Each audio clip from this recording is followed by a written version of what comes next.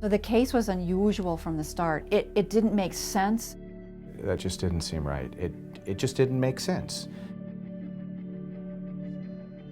The accident was a single motor vehicle crash. It involved a man that started from a Taco Bell. He's going through the drive-thru. He doesn't get to the drive-thru, but before he gets there, his car speeds by. Went up a berm and into a parking lot and then ran into a food store, and he died. And the family came and just wanted help. There was small children involved, 3 kids. Their father was dead, and now there's an insurance company that's claiming he killed himself.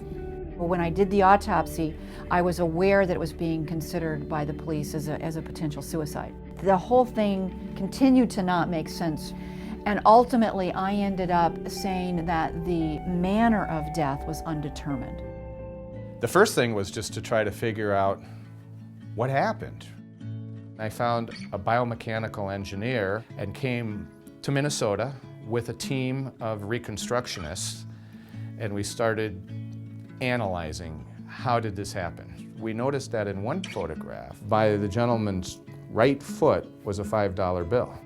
Mr. Kozorowski called me and he said that he had some additional information. I told him that since I'd called it undetermined, the likelihood of me changing it from undetermined to accident was probably fairly small. So we sat down and answered all of her questions. And we both felt that there was very strong evidence to show that this death was indeed accidental.